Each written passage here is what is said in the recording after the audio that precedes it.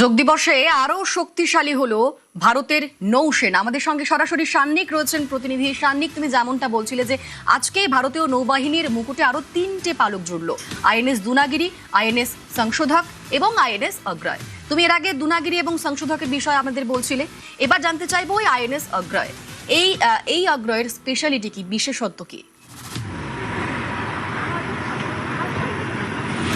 এই আইএনএস আগ্রায় যেমনটা বলছিলাম যে 3টি জাহাজ, যে 3টি আজকে কমিশন হলো, তার মধ্যে সব থেকে ছোট জাহাজ কিন্তু এটা, এবং সাইজে ছোট হলেও শত্রুপক্ষের কুমোড়াতে কেন এটা যথেষ্ট তার কারণ হচ্ছে সাম্প্রতিক অতীতে যদি দেখো, বেশ কিছু আন্তর্জাতিক সংবাদ মাধ্যমে অন্তত পাকিস্তান তার সাবমেরিনের শক্তি বৃদ্ধি নিয়ে বারংবার আস্ফালন করেছে। বঙ্গোপসাগরে তারা সাবমেরিন মোতায়েন করার ইচ্ছা প্রকাশ করেছে, কিন্তু এই ধরনের জাহাজ, এই ছোট্ট একটা আইএনএস আগ্রায় তাদের এই একটা স্বপ্ন ভাঙার জন্য কিন্তু যথেষ্ট। কেন বলছি, তার কারণ এই আইএনএস আগ্রায় কিন্তু মূলত একটি অ্যান্টি সাবমেরিন ওয়ারফেয়ারের জন্য ব্যবহৃত একটি যুদ্ধ জাহাজ। অর্থাৎ এইটাতে যে সোনার টেকনোলজি যা রয়েছে তা এখনকার যে কটি জাহাজ ভারতীয় নৌবাহিনীর হাতে রয়েছে তার মধ্যে একেবারে অত্যাধুনিক অস্ত্রশস্ত্র বা প্রযুক্তি যারা ব্যবহার করে তাদের মধ্যে অন্যতম। এবং এই টেকনোলজিতে মূলত অল্প গভীরতায় যদি সাবমেরিন ঢোকে, যেটা অনেক জাহাজের ক্ষেত্রে সেইটা হয়তো ডিটেক্ট করা অনেক কঠিন হয়ে যায়, যারা নৌবাহিনীতে রয়েছেন তাদের মতে, যারা এক্সপার্ট তাদের মতে, যে স্বল্প গভীরতায় সাবমেরিন ডিটেক্ট করতে বেশ কিছু সমস্যা হয়।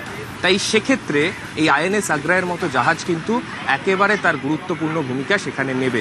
অর্থাৎ অ্যান্টি সাবমেরিন ওয়ারফেয়ার কিংবা কোনো বহিঃশত্রু যদি আমাদের জলসীমায় ঢোকে, সেক্ষেত্রে অল্প গভীরতার জলে কিন্তু এই জাহাজ তাদের ঘুম ওড়ানোর জন্য যথেষ্ট। এর মধ্যে একাধিক রকেট লঞ্চার যেমন রয়েছে, এছাড়াও বিভিন্ন গুরুত্বপূর্ণ শস্ত্র এর মধ্যে একেবারে প্রথম থেকেই থাকছে। এবং এই জাহাজকে মূলত স্বল্প গভীরতাতেই ব্যবহার করা হবে। এবং এখন যেহেতু কলকাতা থেকে এটি কমিশনড হলো, প্রাথমিকভাবে বঙ্গোপসাগরেই এই জাহাজ তার ডিউটি করবে। এখন এটাই দেখার, আদতে এই 3টে জাহাজ, যা ভারতীয় নৌসেনার মুকুটে অবশ্যই 3টে নতুন পালক, সেই 3টে জাহাজ তাদের ভূমিকা কোন কোন জায়গা থেকে পালন করে। একেবারে সঙ্গে থাকো সান্নিক তুমি। আজকে ভারতের নৌসেনার মুকুটে আরো 3টি পালক যুক্ত হলো। যোগ দিবস আজকে, যোগ দিবসে আরো শক্তিশালী হলো ভারতের নৌসেনা। আরো 3টি যুদ্ধ জাহাজ জলে নামলো প্রধানমন্ত্রী নরেন্দ্র মোদীর হাত ধরে।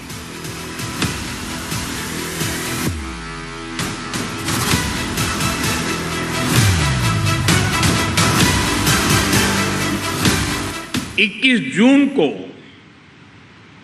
वर्ल्ड हाइड्रोग्राफी डे के रूप में भी मनाया जाता है,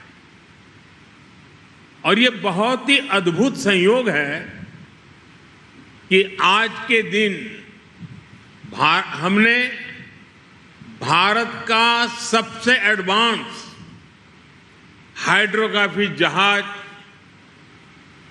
आईएनएस संशोधक कमीशन किया है।